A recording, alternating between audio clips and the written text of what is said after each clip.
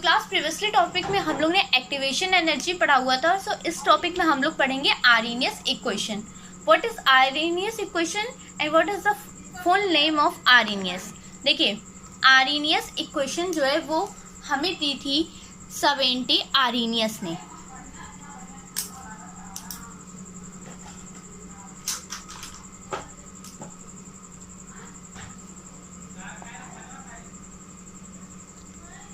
Arrhenius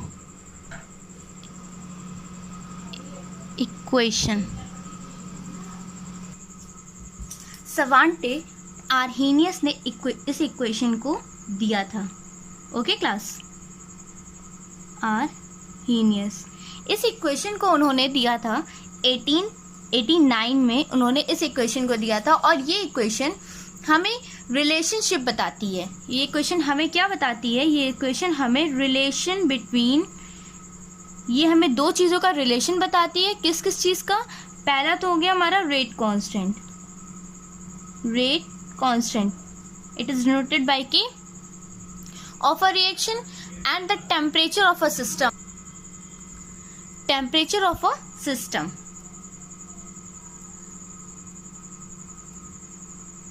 of a system, ये इन दोनों के बीच के रिलेशनशिप को आर्हेनियस इक्वेशन बताती है। जैसे कि आर्हेनियस इक्वेशन जो है उन्होंने इस तरीके से दिया हुआ है कि K is equal to A e to की power minus E alpha by R T. अब देखिए यहाँ पर ए जो है, A is a constant known as frequency factor. ये हमें क्या बताता है? फ्रीक्वेंसी फैक्टर को ये हमें बताता है। And gives frequency of a binary collision of a reactant molecule पर सेकेंड पर लीटर। अब देखिए वहीं पर हमारा जो ई अल्फा है, ई अल्फा जो टर्म है वो हमारा एनर्जी ऑफ एक्टिवेशन को शो करता है। Energy of activation. अब देखिए क्लास, आर जो है, आर हमें क्या रिप्रेजेंट करता है? आर हमें रिप्रेजेंट करता है गैस कांस्टेंट को। आर जो है वो हमारा क्या रिप्रेजेंट करता है? गैस कांस्टेंट को। वहीं पर अगर हम बात करते हैं टी हमारा क्या रिप्रेजेंट करता है, तो टी जो है वो हमारा टेम्परेचर को यहाँ पर रिप्रेजेंट करेगा। ये हमारा किसको रिप्रेजेंट करेगा? ये हमारा टेम्परेचर को रिप्रेजेंट करेगा जो कि हमारे सिस्टम में पूरा हो रहा होगा, उस टेम्परेचर को ये शो करेगा। ओके, अब देखिए मैंने इक्वेशन ली और मैंने क्या करा कि मैंने दोनों साइड पर लॉगरिथम्स को ले लिया। मैंने दोनों साइड भी taking both side log. So this equation is converted into log K is equal to log a e to the power minus e alpha by r t. Okay, अब देखिए यहाँ पर क्या हो जाएगी? ये log e k is equal to log e a और यहाँ पर ये जितना भी हमारा होगा ये क्या होगा? ये minus E alpha by R T हमारा इस तरीके से यहाँ पर लिख दिया जाएगा। अब हम क्या करेंगे? लॉग ई को यहाँ से रिमूव आउट करने के लिए इसकी वैल्यू क्या होती है? 2.303 लॉग 10 के is equal to minus E alpha by R T जो हमारा ये है। अब यहाँ पर हम इसकी वैल्यू लिख देंगे तो ये हमारी है प्लस 2.303 लॉग 10a। ओके, अब देखिए यहाँ क्या हो जाएगा? Log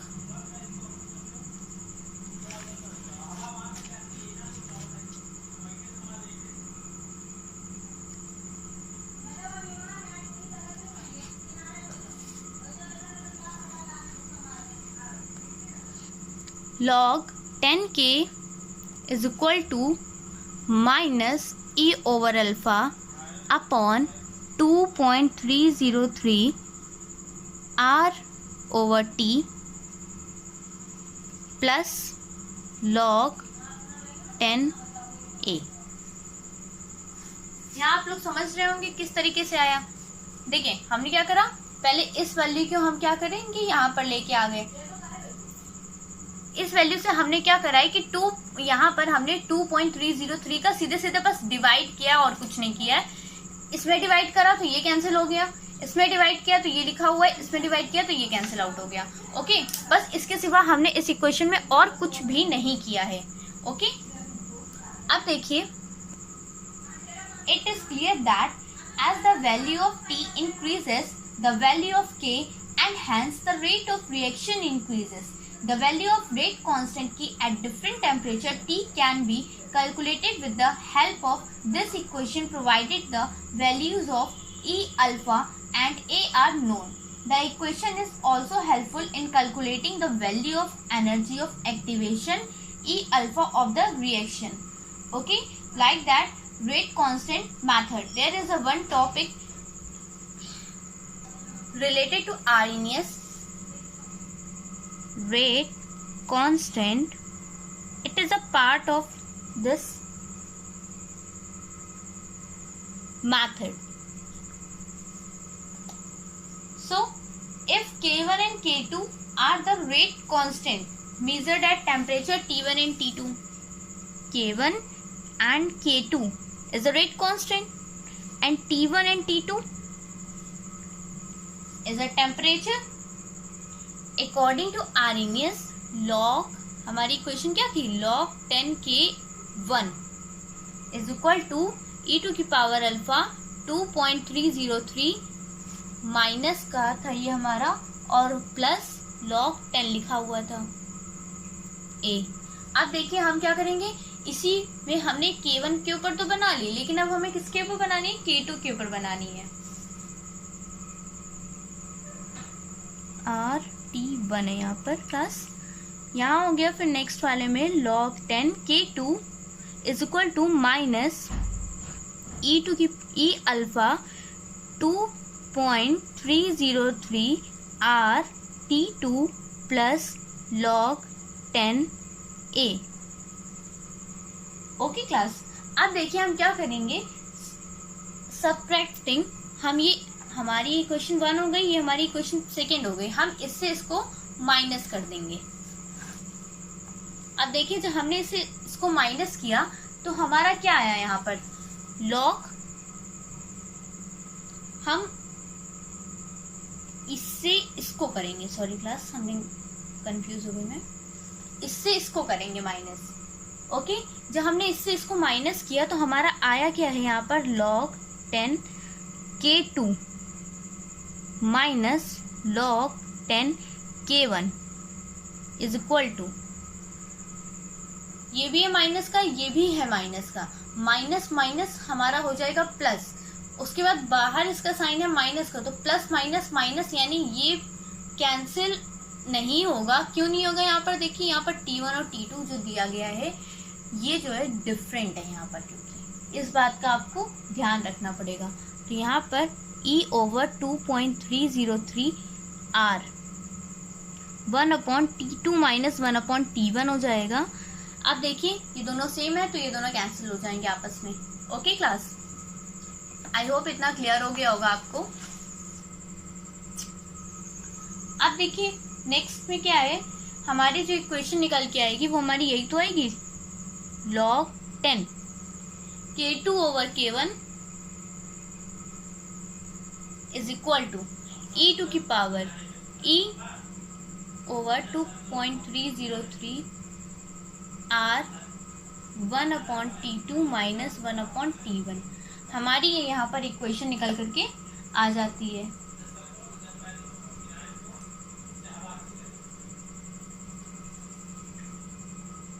T1 minus T2, T1 minus T2। Okay class, अब देखिए इसी के बेस पर हमारा एक न्यूमेरिकल है, उसको भी देख लेते हैं कैसे सॉल्व करेंगे हम।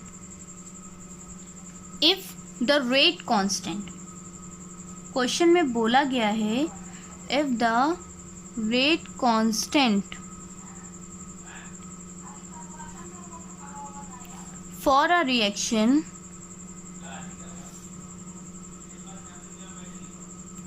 is 1.6 into 10 to the power minus 5 per second and 6.36 into 10 to the power minus 3 per second at 600 Kelvin and 700 Kelvin respectively.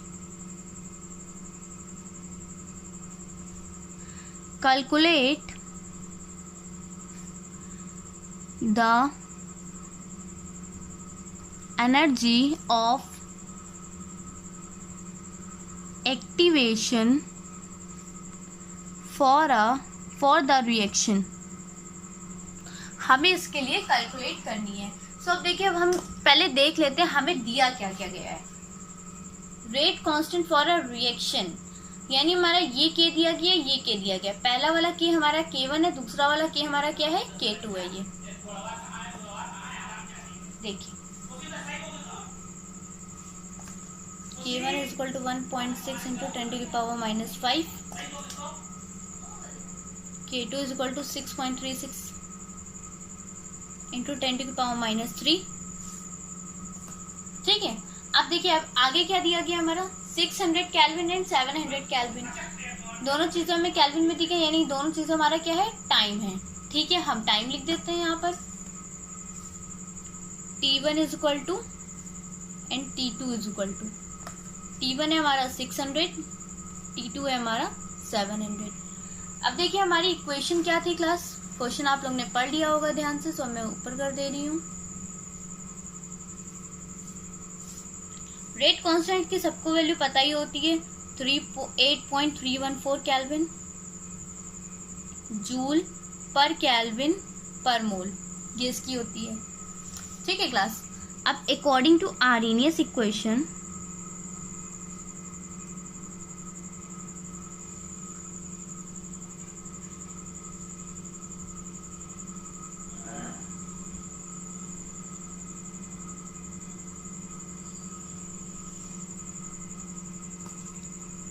log 10 K2 over K1 था हमारा, हमने लिख दिया is equal to E alpha था, e alpha लिख दिया 2.303 R bracket में 1/T1 minus 1/T2 था हमारा, हमने यहाँ लिख दिया. Okay class. अब देखिए सारी जगह बस हमें क्या करना है, वैल्यू को पुट अप करना है. यहाँ हो गया हमारा log 10. K2 क्या है, K2 हमारा 1.6 इंटू 10 टू की पावर माइनस 5 है. K1 हो गया ये हमारा, सॉरी क्लास मैंने गलत लिख दिया,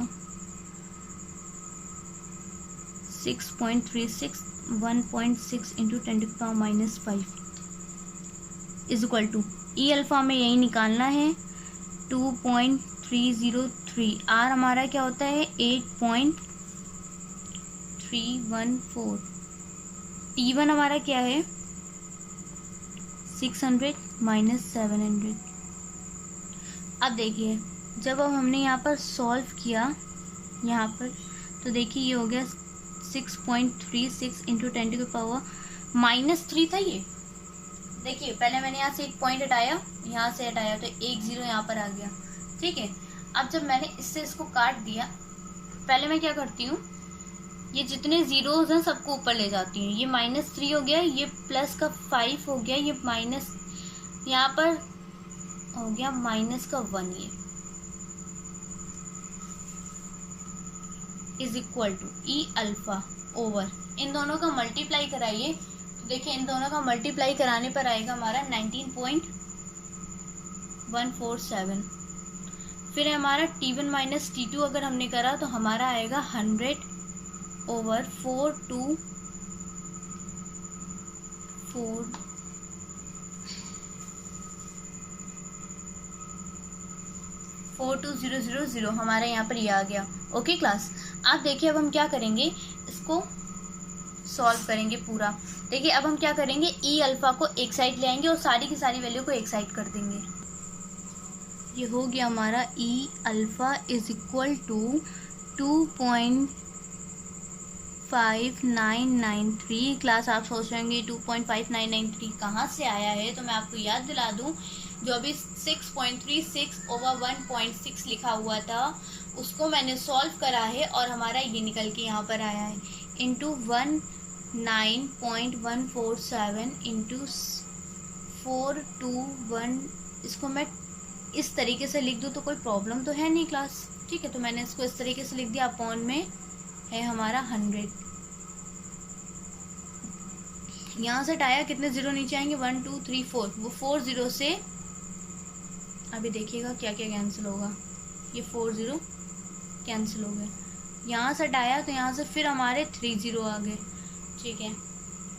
अभी हमारे टोटल कितने हो गए, यहाँ पर हमारे नीचे 5 जीरो बचे हुए हैं। और अब हमने जब इन सबको ऊपर का मल्टीप्लाई करा दिया है, तो हमारा ऊपर का मल्टीप्लाई कराने के बाद अगर मैं 10,000 से 1 लाख से अगर मैं डिवाइड करूँगी तो यहाँ पर आएगा हमारा 209,028.9 जूल पर मोल, ये हमारा आता है। अब देखिए हमारा ई अल्फ़ा जो है वो मैंने क्या करा है, इसको जूल में है, मैंने इसको किलो जूल में कन्वर्ट कर दिया। तो यहाँ पर क्या होगा, पॉइंट जो है वो इधर की तरफ शिफ्ट हो जाएंगे, 209.028.9 जूल पर मोल। तो अब देखिए मैं इसको इतना लंबा डिजिट तक नहीं ले जाऊंगी, मैं 2.209.01 तरीके से, तो मैं बस इसको 209 तक ही छोड़ सकती हूँ, या मैं 0.0 लिख करके यहाँ पर मैं लिख सकती हूँ किलो जूल पर मोल। आई होप आप लोग को पूरा का पूरा न्यूमेरिकल समझ में आ गया होगा। ओके क्लास, सो अब क्लास हम लोग का जो नेक्स्ट टॉपिक होगा वो है मॉलिक्यूलिटी ऑफ अ रिएक्शन। सो अभी के लिए थैंक यू क्लास।